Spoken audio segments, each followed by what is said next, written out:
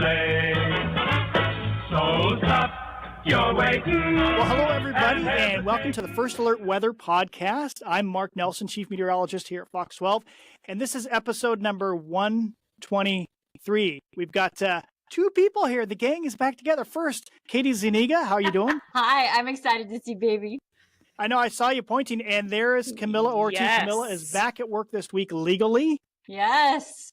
By that, I mean you're back on the air tomorrow, but yeah, so you're back, and who's that? Because the last time I saw a baby, yeah, it was very small. He's chonked up. Let's see if we can get him to show off for you guys. Dang. Look at this chonky, I'm sure he man.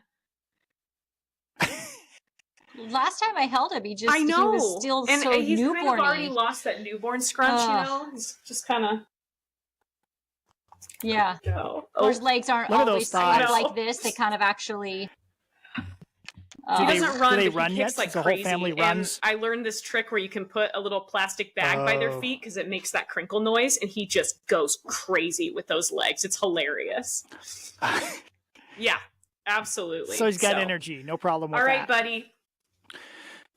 Oh man, that's Have you- exciting. Have you Not put him in yet. one of the I bouncy think things? soon, Does he get going because on those? I mean, as you can see, he almost has that neck stability down, so I think he'll be able to do one of those bouncy things soon. Okay. So Yeah. I bet he'd love it. I would love to hear how he does with that and those legs that go crazy because Oh, that's too funny. that would be great. What do you Look at think, those cheeks. Enzo? Oh, I He's just smiling want at to his touch dad making faces at you off camera.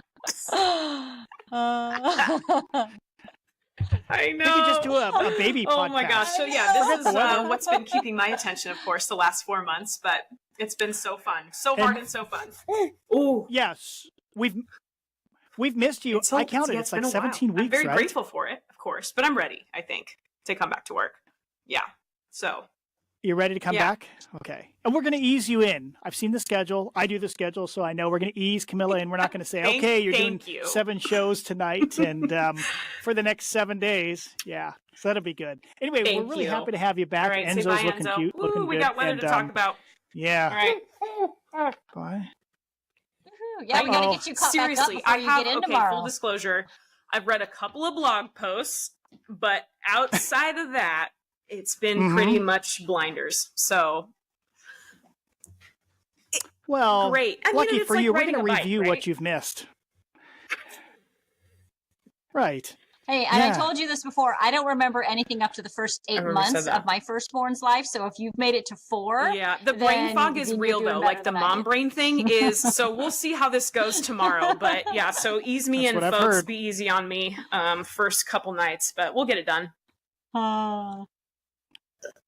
Well, I've got the whole gossip list ready to go for it. I mean, I'm sorry, newsroom information list. That's what I meant to say. Nice. Ready to go. Everything's all written out. Probably a few new employees, some people that you didn't know aren't there anymore. Not going to know anybody. Okay, good. You walk back in the door, I'm like, great. Great. Yeah. You know us. That's all new reporters. All right. Well, what's going on? Here we go. Yeah. Okay, so this is what we're going to cover today in our podcast. Now, the last podcast, this is the longest gap we've had in podcasts, I think, in probably a year or two, because we had a little minor issue that you missed, Camila. Last time we recorded a podcast this time of day. We're recording this on Thursday evening, by the way, between our end of the 6 o'clock show and the 8 o'clock show. Katie's on that show. So if we don't get through all this, Katie may just say, see ya, because I've got a producer riding my tail to get me on the air at 8 o'clock. But anyway, when we did this last time, we got almost to the end, and then I said, oh my gosh, I didn't hit the record button. We spent like 35 minutes just talking and going through everything. And... It would have been amazing and fantastic. But instead, I figured my punishment was I had to do one by myself. I immediately launched back in by myself, and I listened to it on the way home, and it's like, it wasn't too bad. But that was December 12th. That was the last podcast. He told me, he's like, I'm December never doing 12th? that again. Wow. December 12th. Yeah, because we weren't going to do one holidays. on Christmas, and we weren't going to do a New Year's, and then the last one we had planned, someone called in sick, and so Mark and I didn't have overlapping schedules, so then we had to postpone it to this week. But we're going to make up for it today. We've got a full, robust podcast, even with the threat of snow or lowland cold. We'll talk about that a little bit. Tiny threat. Okay, so let's jump into it. So Camila is back. What did you miss? Great. Well, I've got about 4 slides in those 4 months. You didn't miss much. I think that's a big message here. Oh, wrong graphic. Here we go. Okay. See, nothing's changed there. Here we go. On October 28th, which is a full 5 weeks after you left, so nothing really happened in most of late September and October. You know, the rains came back. Look at this. Had you seen this, Camilla? This is a tornado spotted from the Longview someone tweeted about Bridge. this. I may have seen your tweet about it. Sure, that was from Scott Howe, and that was kind of cool. That was late October. October, you know, it was kind of average. Rainfall, it rained some. We had some nice weather. I don't remember anything terrible about the fall, so we must have pretty pleasant fall weather, right? And then, very exciting, I was working this night. The 11th of November, 11/11, we had a tornado come on shore at Rockaway. It came on shore as we think a water spout, since it was so close to the beach. But it was dark, so nobody saw it, right? And then we had that great video. Remember the video breaking, of the, right? Yeah. It was from the Neoconi School District. Yeah. Well, and you can see the garage doors cave in. That bottom corner there, right before the lights go out, you see the rain going this way, and then just immediately go like you know you were right in the. It just went whoosh, whoosh, and then the lights went out.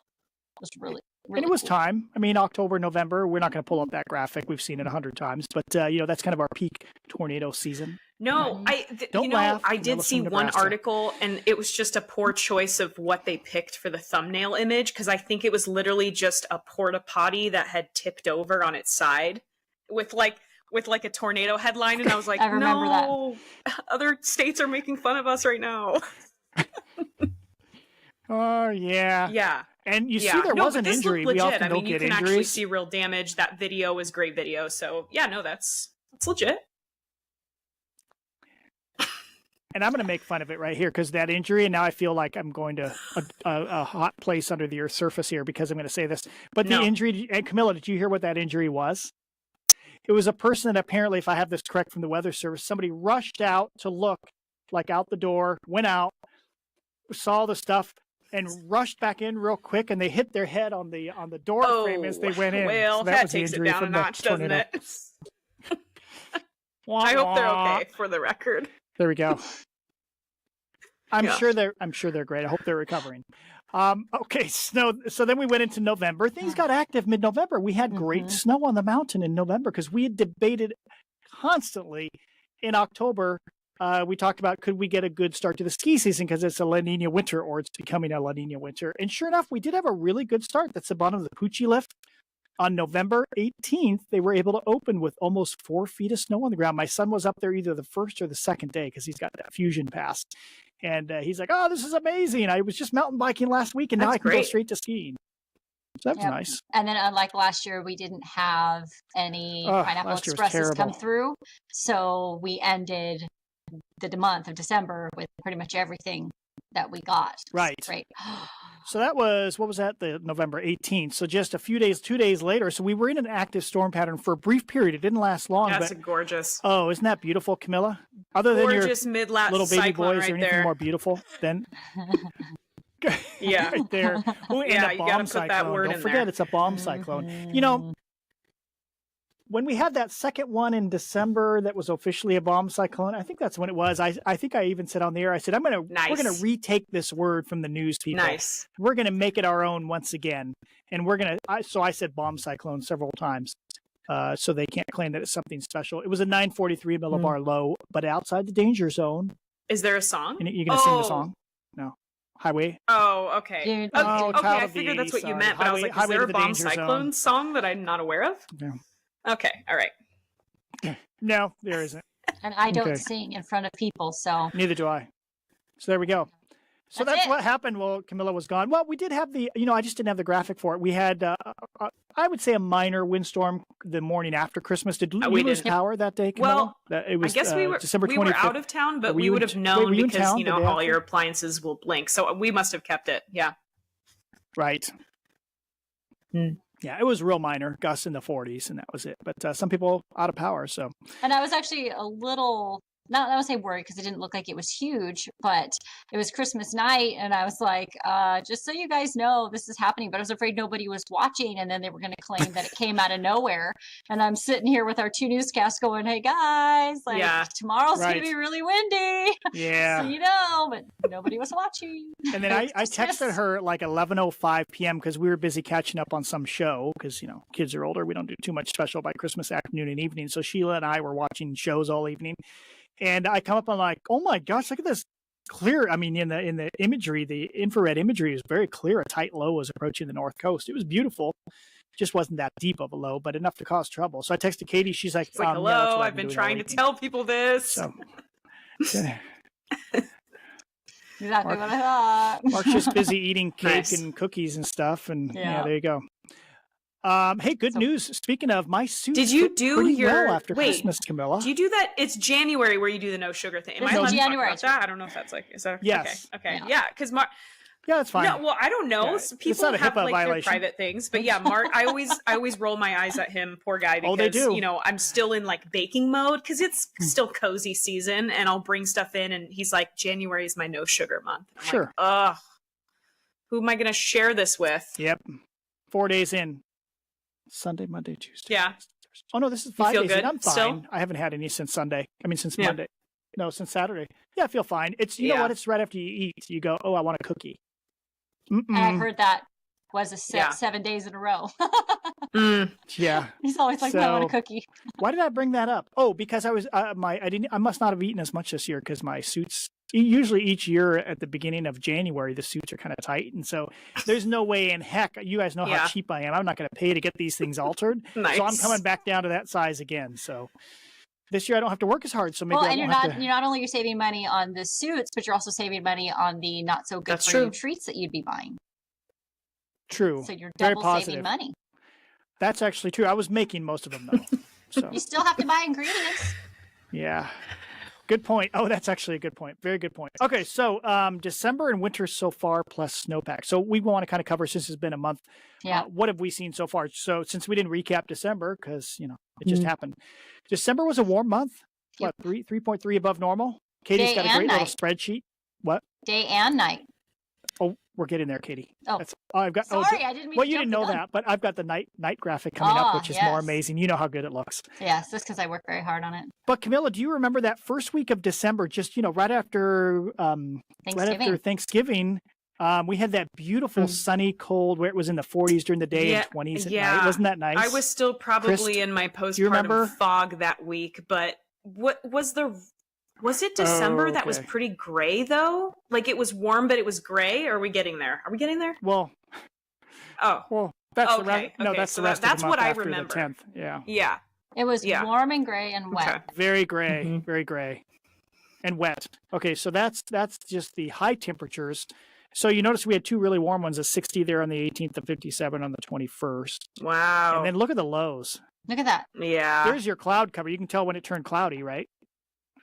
I mean, we went 2 weeks without 2.5 weeks without even getting below 40 degrees. That's a mild month.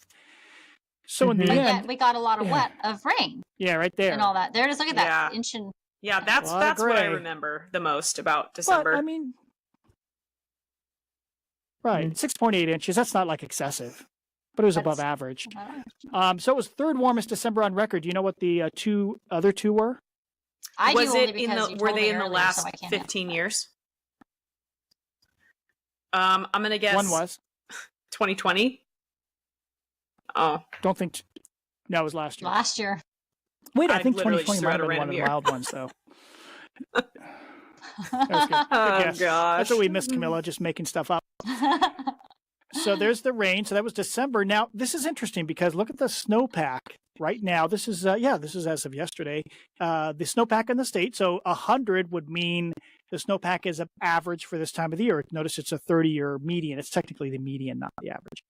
So 150% across much of Oregon. Nice. Many of the dry parts of Oregon looking good. Yeah, it's about average on Mount Hood, and the west slopes of the Willamette Basin there okay as well.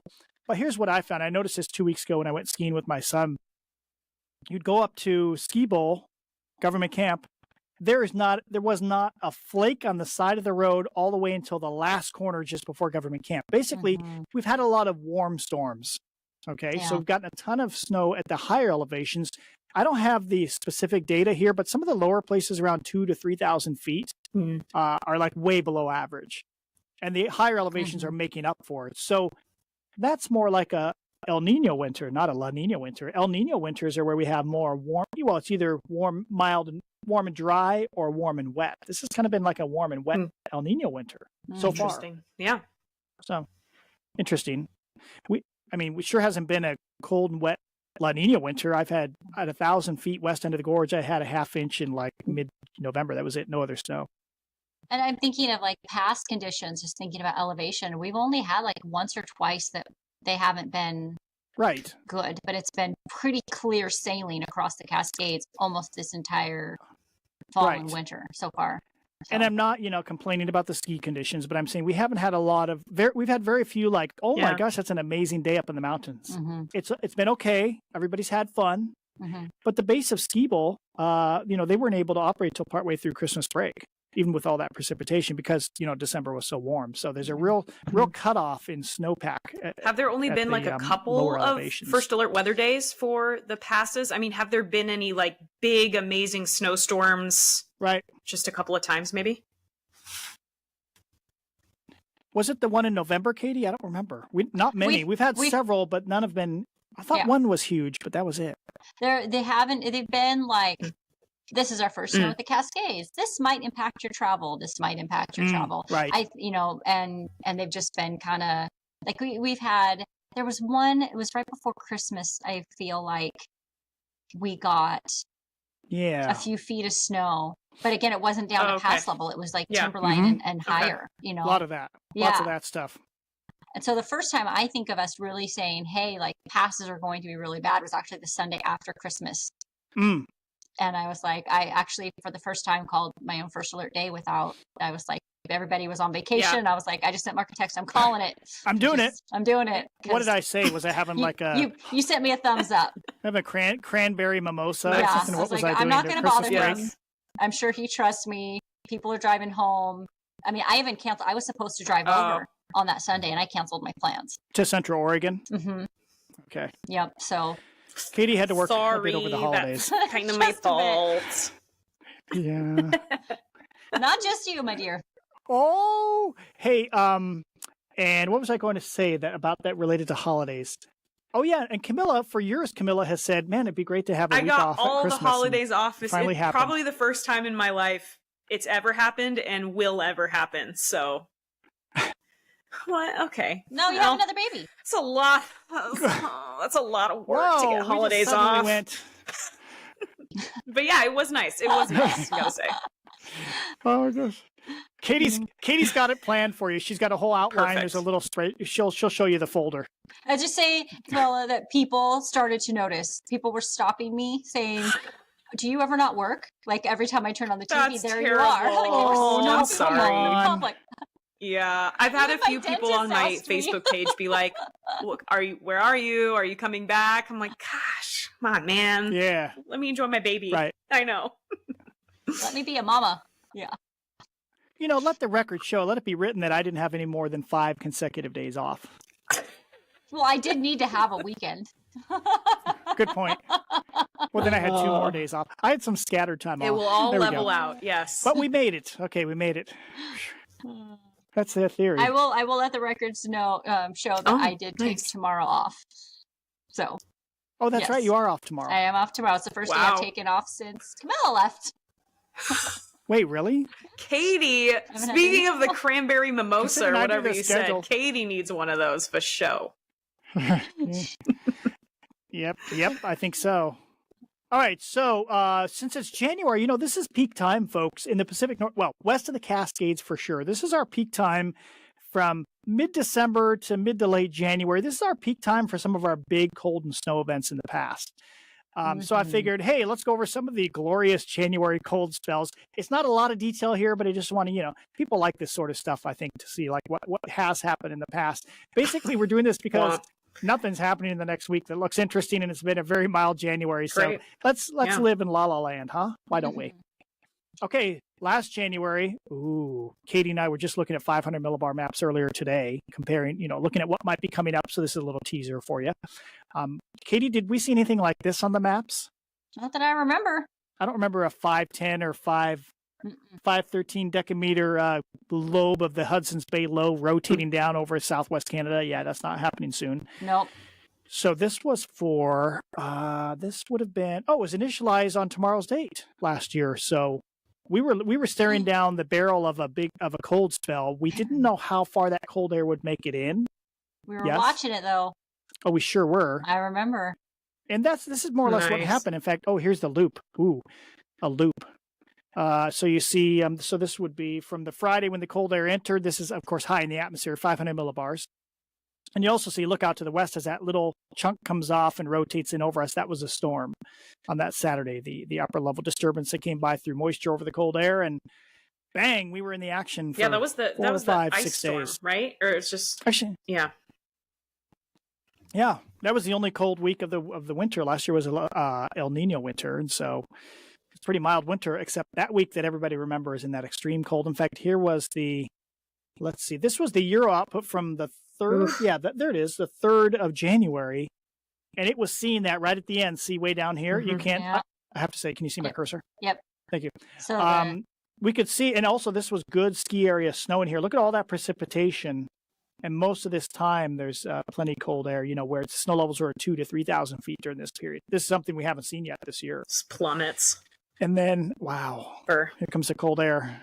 So we didn't know the details, like is it deep enough cold air for snow versus freezing rain versus ice pellets? That's always going to be a pain, but we could see the general pattern change 7 to 10 days ahead of time.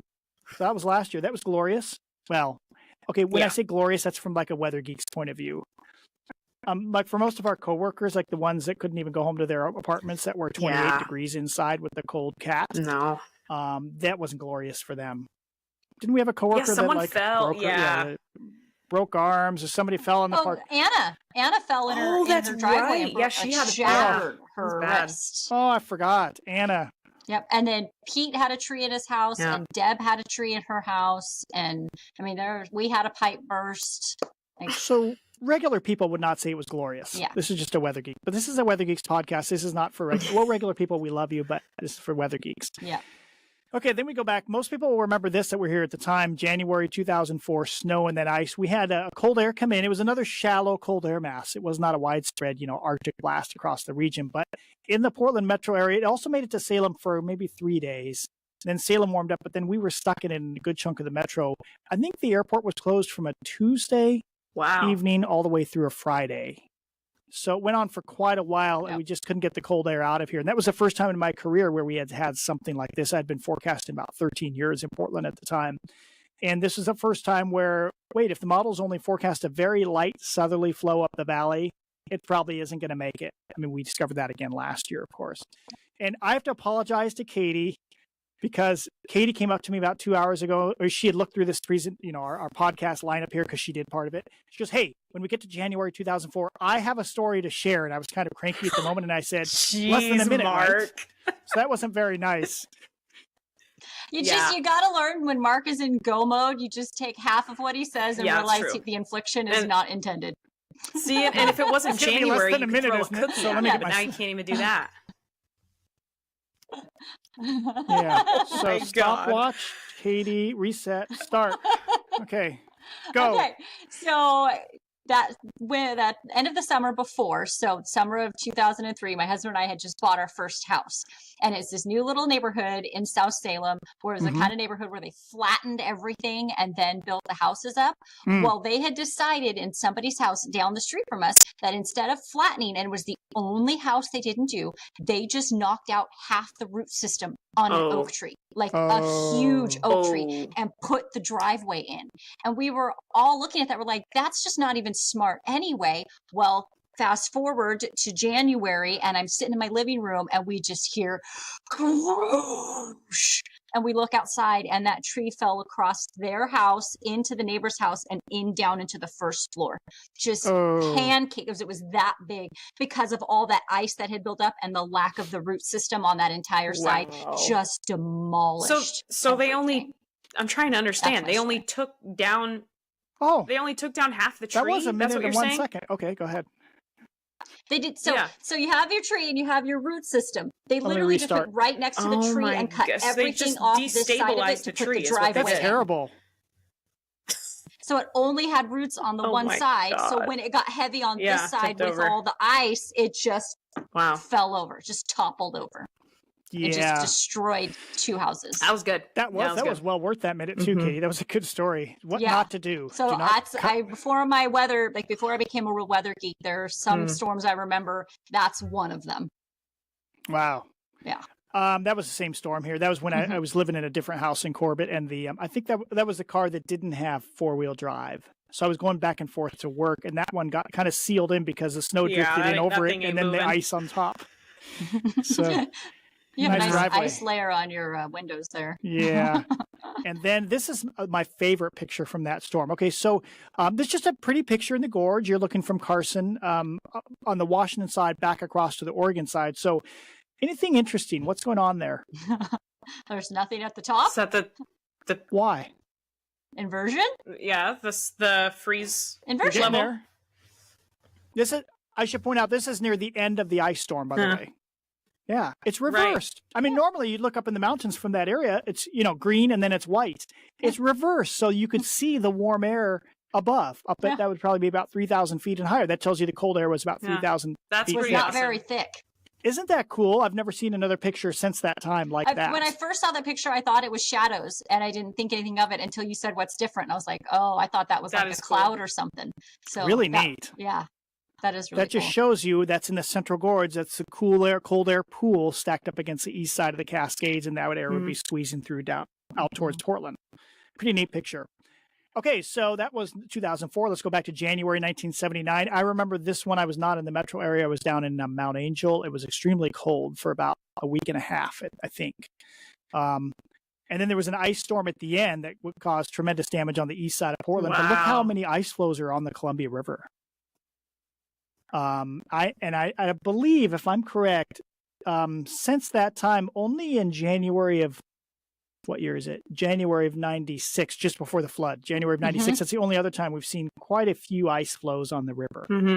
Yeah. So that's impressive. Yeah. Pretty cool. Notice nobody's driving on the river. Whoops. Oh, wait. Okay. I'm sorry. That's coming up. That was a weird little tease. I was going to say, I knew what you were talking about. You're going to see a car on the river. It has happened in the past. We'll show you. We're stepping back in time. Okay. Okay. And that was from the Columbian, by the way. Somebody sent me this years ago. So that's really cool. I did just take compliance training for Please don't sue us. Pictures. I hope I get sued. We're happy to take it out. Okay. So January 1950, that was well known as the coldest and snowiest month in Portland. And I just started doing more research on this because all the weather geeks kind of know this was the big month in Portland. Look at the amount of snowfall on the right side, how many times it snowed. But there was a tremendous storm on the 13th. I didn't know there was a second Friday the 13th storm in Portland's history. The windstorm in 1981 is called the Friday the 13th. But it doesn't really stick out too much there. There's a bunch of precipitation on the 13th, the high of 36, low of 14. That's decent. 7.5 inches of snow. But... and I don't have the graphic here. I'm working on a presentation in February for I think it's a Troutdale Historical Society. A surface low about 980 millibars, that's pretty deep, passed from about Tillamook or Seaside. It looks like it passed directly over the top of the metro area, straight west to east. Maybe it might have even been a bomb cyclone, straight west to east, while there was Arctic air in place over Washington and just to our east. So there's a huge east wind and blizzard in East Portland, the Gorge, Clark County. At the same time, it hardly snowed that day in Salem and the South Metro. And there was a switch in the middle of the day. The Oregonian article talks about how there was thunder and lightning at one point, as I assume as the low passed overhead, a lot of lifting. And the temperature would go up. It went from like 20 degrees at PDX with an east wind up to 35, and then went back to like 18 after the low passed. Wow. So that'd be really neat to see. Did they have thunder snow? I'm not sure. Well, yeah, any precipitation that day would have been snow or snow rain mix. Yeah, so if they had those, it would have been thunder snow. That'd been cool. And high winds, too, from the east at the same time as the low approached. Crazy stuff. Astoria had a huge blizzard that day as well. So that's January 1950. Right at the end at the bottom, notice on the 31st, the high of 16 and the low of -2. Ooh. thick snow cover on the ground by the end of the month, and then Arctic air settled in, and just I think it's February 2nd is Portland's coldest temp to hit -3. And that's the all-time It went coldest calm several nights in a row. from that year, yeah. Right. Yeah. So 1950. There it is. Gosh. Go back 20 Look years at that before that, car. the January That's so 1930 cool. freeze. What could go wrong? I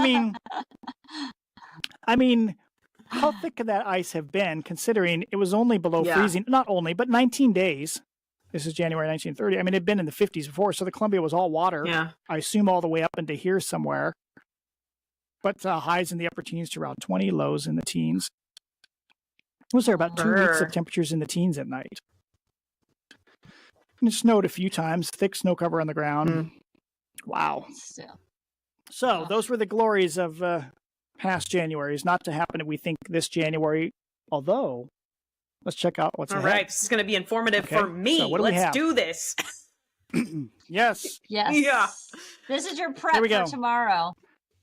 Beautiful offshore flow today, had about 8 millibars through the gorge, and peak gust 60 to 70 out at the west end. So that cleared us out in the metro, some fog down in the South Valley. And then you can see the low clouds and fog in the Columbia Basin there. That's because we have strong high pressure in the upper atmosphere, folks. Look at that nice high over us. But that's right now. We're recording this on Thursday. Excuse me. I should have brought water in here. That could be a problem in a second. I can take over. Yeah. You know what? I'm going to do that. Wait, I can't pause, can I? We have to cut. Wait, we're going to take a quick pause. We'll be right back. I'm going to grab some water. Okay. Okay, I'm back. I found the Polar Express coffee cup. It's full of water, so I think I won't be choking now, okay? Good job. So where were we? Oh, of course, we were at the upper level pattern on Thursday today. So most likely you're watching this podcast. We recommend you watch it, of course, kptv.com weather page or YouTube. Thursday midday, we got this ridge, but if you look at what happens tomorrow, here's the ridge, which means that the jet stream is this is not at jet level. This is actually at about 18,000 feet, but the flow of air is up here. That's why we've been dry. But then there's a little wiggle going through a trough, and it's really fast moving. There's a cold front with it. That's over us at, this is Friday afternoon. All right, so that's why we're going from steady rain tomorrow morning to scattered showers. It's a pretty abrupt change in the air mass, too. Up in the mountains, we're going from like an 8,000-foot snow level down to about 2,000 feet by Saturday morning. So it's a nice, sharp cold front. We haven't had many of those. Quick. Yeah, not a ton of moisture. We figured between 5 and 10 inches of snow up in the Cascades. So for skiers, a little bit of fresh snow for this weekend. Not a ton, but we could use the little top off up there, some fresh stuff. So then look at what happens. So this is Friday afternoon. By Sunday morning, there is actually a very small wiggle right here. We always look for little wiggles in the flow, and there's a different product there we call a little twist in the atmosphere, vorticity. And when one of those goes through, there's a little spin in the atmosphere, we get a little bit of extra lifting. So that's why we think there could still be a shower or two around Sunday morning. But big picture, the ridging wants to come back by Sunday morning. You see it out there? And by Wednesday, nice fat Chongus Ridge sitting over the Pacific Northwest again. Chongus. I think you can say Chongus too. You think it's Chongus? That's a funny word. I think Chongus. So that's what my son says, and he's 24, so there. So sunshine. We've got more dry weather and sunshine. I try to keep in touch. Nice. Yeah. East wind. And so we have our 7-day forecast here. Next 7 days, rain to showers, a few showers, fewer showers Sunday. And you know what's funny? This weekend, people are going to be outside and go, ooh, it's really chilly. It's really cold. Because we'll be average again. 46 or 47 is average. So then we're back to probably Monday. I noticed the gradient wise, I don't have the chart in front of me, but light easterly gradient by Monday afternoon. We're back to 7 or 8 millibars again easterly across the Cascades Tuesday, Wednesday. So that should be enough to clear us out and keep fog away. Oh, and since we're starting with a chilly air mass Saturday, Sunday, as we clear out Monday and Tuesday morning, I bet we finally get a frost at PDX before the wind cranks up, maybe Monday night. Because I believe we have not had a frost at PDX since the first week of December. Been so mild, yeah. Crazy town there, folks. All the cloud cover and stuff too. Right. And then we think on Thursday another upper level trough is coming through. Is that what I have next? Oh, we have movement here. Sorry, we're going to have to go with the movement, folks. This is the European model from this morning. Okay, let's back it up. There's Thursday, little trough. Saturday, another little trough. This would be Sunday of MLK weekend. And the thing with this Euro is, so there's a ridge, but this time it seems to want to go, starting next Thursday, it seems to want to form a little bit farther to the west. And this has been an issue with the models for 5 or 6 days in this pattern where they think, okay, is it ridging? Okay, ridging's going to stick around, we think. But if it pushes a little bit to the west, then you can get these little troughs that come down from the north. Euro's pretty emphatic on this. This is the operational run that at some point during that MLK weekend that we get a pretty sharp trough that digs over us. And when that happens, when I look at this, I'm like, ooh, that's pretty darn close to Arctic air for us because the way that trough's digging, as it comes down out of Canada. This is upper atmosphere. What do I have? Yeah. And so the Euro, this is from this morning's run. If this was true, I'd say, whoa, we got a big cold blast coming for MLK weekend. -10 at 850. That means it's 18 degrees up at 4,000 feet. So that's pretty cold. And then you have the colder stuff banked up against the east side of the Cascades. Most models, and in fact, the Europeans' own ensembles are not nearly this cold. Mm-hmm. That's the reason we use ensemble forecasting. And that's, Mark and I have been watching this. Once it got 15 days out, I think, because that's as far as to go. And we literally, each morning, each afternoon, each evening, we're like, what's the new one? What's the new one? And it's just, there's no trend. It's like it's there one run, then it's backed off, and then it's back the next run, and then sometimes it's on the GFS, and sometimes it's on the True, the operational runs, but when you look at the ensembles, at no point have we seen more than half of any of the models ensemble show an Arctic blast. I think that's correct. And actually, 2 days ago, looking at the last run of both of them, and so the last run, I think on the GFS, there were 4 that showed of the 30. I got it coming up. Yep, and yet there were 2 that showed us hitting 60. Yeah. So that would be the it's all about positioning. Yes, exactly. That was. So this loop I just showed you, this is Thursday. So Thursday leading into, it's Friday, Saturday, Sunday, and Monday. Is that right? Friday, Saturday, Sunday, Monday of the MLK weekend. Here's the GFS at the same time. Mm-hmm. See how the troughs are going by to the east. The ridging is holding much stronger over us. So the troughs, wouldn't want to be in Nebraska or Minneapolis or Chicago or Detroit for that one. Did you see how deep that low is? Look at this thing come out of the Arctic. Down. But do you see how different that is than the Euro? Yeah, it wants to keep the ridging over us. The Euro wants to go a little farther west. So these are the operational runs. This was the 18Z GFS, so midday Thursday GFS. The other was the Thursday morning European. So we have lots of tools. We got all sorts of tools here. One is, so we look at the ensemble average. This is 30 different of the GFS ensembles. Just got to make sure I say it right. You got ridging over or slightly west of us. This is for that same period, the 5-day average. I guess it'd be Friday through Tuesday of MLK weekend. So we're out days 7 to 12. Ridging here, higher than average heights here, ridging more or less, and lower than average heights here. But then remember how different the 2 operational models were. This is the European ensembles. They're not that much different. Yeah, and there was a point in which the GFS had that cold all the way out to the coast. Right. You're right. So, like 2 days ago. It has trended. This ensemble average has trended it away farther to the east. Exactly. And in fact, 2 or 3 days ago, another weather person in town said, hey, could have a big cold spell coming for MLK weekend and beyond, all the way into February. So it's like that was kind of a stretch to say. I mean, it's possible, but at this point, it doesn't look likely.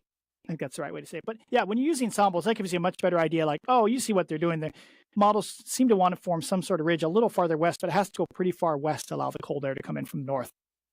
One more way to look at it, Katie just kind of alluded to this. Yep. The European ensemble, if you just look at the 6-hourly max temp, 50 ensemble members, and I highlighted the MLK weekend. And actually, what I included, that weird little number 9 that I wrote in over on the left side, like, what does that mean? What does that mean? Each one of these, the black lines here, each one of these ensemble runs has Arctic air down into the Portland area. So there's 9 of them. Most of them actually are beyond that weekend. It's like, what do you know? As we get closer to it, the event seems to evaporate a little bit. So now it's way out beyond MLK weekend. 5 days ago, it was like, something might be happening that weekend. So, I mean, there's only, 2 or 3, like Katie said, in that time period. Here's one. So that was the European. So 9 out of 50 have Arctic air in the next 2 weeks in Portland. Yeah. What's that? 20% of them? 4 out of 30. That's what I was talking about right there. I mean, there's really only 2 to 3 maybe of GFS Ensemble members have Arctic over MLK weekend. So we're watching it. Not too excited. More likely, with the ridging nearby, I don't see a resumption of the stormy pattern that we had in late December. I mean, look, it's very dry again next week. Most of next week looks dry, Thursday, Friday, but we're not, I don't know, maybe in the last week of the month, which will be starting here, maybe we turn wetter. But I think it's going to be relatively dry compared to normal. Yeah. Was that it? Yeah. Anybody else have any thoughts about the big cold air blast coming? Yeah. That probably isn't coming. It's been a very hot topic whether or not the cold air is coming. Oh my gosh. Yeah. Yeah. Very cold topic. Very hot topic. So people. Thank you. Thank you. Nice. Well, I see what you did there. Yeah, you haven't lost it at all. That's good. Yeah, exactly. We're going to find out tomorrow. I did actually look. This is the numbers from yesterday. The Euro had 8 out of 50 ensembles were cold, and GFS had 2 out of 30. So I guess it hasn't really changed much. Right? Okay, Katie, you're in charge. You got to push this. Ooh, this is pretty. I haven't seen these. Oh, I know. Photos. Isn't that fun? I just had to show. This was one of the mornings after we'd had a good snow, I think, up there, and the sun hitting it, and you just, came out of the clouds. That's what it was. It wasn't the first day we came out of the clouds. We had been like cold or not cold, but wet and cloudy for like 16 days or something. And this was the first day. I was like, oh. Hey, Camila, you're not crazy. There were 16 days of consecutive measurable rain in Portland, I think. Yeah. Centered on actually, Christmas, we like timed Merry out Christmas. our trip to Nebraska pretty well because it was mostly dry and sunny there. So yeah, that's great. Yeah. Oh, that's nice. Yeah. So I had to get one of those. And then this one I thought was kind of cool, full rainbow, but the gal that submitted it said it looks like a white rainbow. And I see some color in it, but it's a pretty, like, not very vibrant. Weak. Not very saturated. Exactly. So I thought that was interesting. Because it's normally you can very much see the colors in that one. Yeah. It's just Thank you, Sue Scott, for that one. Yep. And then this one, I just had to include Astoria because they've had a couple windstorms and some, active weather, and I thought that was a pretty sunrise. Speaking of Astoria, that is the new hot place to be. Did you know that? Is that as far as like real estate? That story with you, but Camila probably doesn't. Camila, we had a story about, it was a news story I just came across, and they call them micropolitan areas that are maybe near a big metro area like Portland or Seattle that are actually more expensive than the metro area itself. And you looked at it, it was like, ones, Breckenridge, Steamboat Springs, well-known, really expensive places. And then it was Hood River, which I can believe because, I don't want to get in trouble. A lot of Californians have moved there in the last 30 years. Dangerous. I'm just saying. Dangerous. Careful. Dangerous territory. We love the Californians that we work with. But, that tends to raise property values. And then also. So that was not, so what? It was in the Astoria. top 10 or something? Top 5? Yeah. Well, according to whatever magazine or whoever promoter sent the press release to us. I thought median that was price there is higher than it is in Portland. Yeah. Yeah. Pretty amazing, huh? Oh, is that it? So that's it. That's the last one. I just wanted to end on a pretty sunrise. End, that's all. We got sunrise. Let's mention, Katie. You had a viewer ask about bringing back a popular segment. Yes. So I got a request to bring back the weather term of the week, and so we were going to, but then when you decided to join us, we knew we wouldn't have enough time. So just want to let you folks know. Okay, because this is all about Camila. 2 seconds with a baby. We had to get you up to speed. Yeah, it was worth it. But yeah, so we want to bring that back. We were thinking upper level low for this week, and then I kind of poo-pooed that one. It seemed out of season a little bit. Yeah, well, somebody just asked to explain a cutoff low there. They just said it's a good idea. We should definitely do that. Bring that back. That's how I said. Well, we haven't. I think the truth is we haven't had one of these in so long. We had so much to go over that we need to save the weather term for when we don't have anything to talk about. And we were tired of each other. No, I'm just kidding. I'm so proud of you guys for holding down the fort. So thank you. But I'm excited. I'm excited to be back and hang out with you in the Weather Center. We're happy to have you back. And next week, we may have somebody else join us. We actually have a new coworker coming on Monday. So I think that person flew in. Well, I assume flew in yesterday because that person texted me yesterday. It was inside a plane. Oh. And I didn't hear of any crashes, so I assumed that. So it hasn't been officially announced yet, is what I'm hearing then. Okay, not publicly. Well, it has been within the station, but I don't know if she has said. Yeah. Yeah. It's we'll maybe next week actually, because that person will be our new coworker will be here next week, and Katie said she can't, so we're gonna do it next Friday evening. Oh, as we're missing some shows the next few Fridays. Okay, great. Yeah, I think wonderful. All to be discussed tomorrow. It's on my list with you, including the issues of time off and whatnot. So, it begins. Welcome back, Camila. Off the podcast. Yeah, so it begins the negotiation over days off. Okay, hey, Katie, you've got to get on. They probably got you at the top of the show for California. Yep, I'm ready. I got it set up before we started. So thanks for joining us, folks. We appreciate it. This has been podcast number 123. Hopefully, we're going to do 124 late next week, and who knows? Maybe something big will be happening at the end of next week. We will see. If my blood pressure has gone up, then we know something's up, right? So thanks for joining us. We will see you again next week. You're waiting and hesitating, and tell us, please tell us.